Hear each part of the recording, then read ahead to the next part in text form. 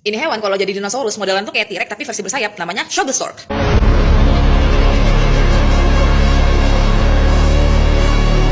Ini mumpung si Ed nanya, oke, mari kita bahas.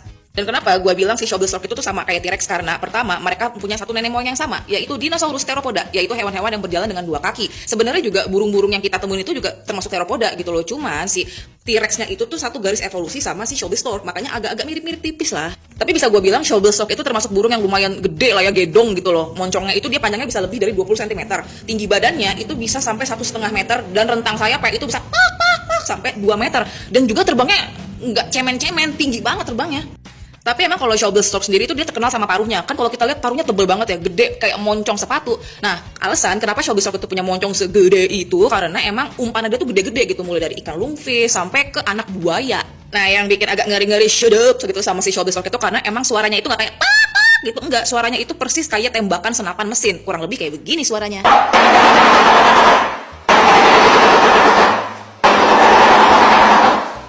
Dan kalau ngomongin hidupnya si Shobelstork, sebenarnya dia lumayan sadis sih. Jadi gini, kan si Shobelstork itu kan dia introvert final boss karena dia kan soliter ya. Emang dia nggak berkerubung, dia sendirian aja gitu loh. Dan ini nih saking sadisnya, seleksi alami gini kalau di Shobelstork. Misalkan ada induk Shobelstork nih, punya 2 anak. Nah, nanti misalkan ada anaknya A sama B. Semisal yang si A itu lebih kuat daripada si B. Nah, si A tuh mikir, oh saudara gue yang si B ini kan agak lemah-lemah leto ya. Daripada induk nyusahin aja kayak gitu. Dan makanannya juga nggak berguna buat dia. Mending gue mampusin aja yang si B. Terus makanannya B buat gue deh.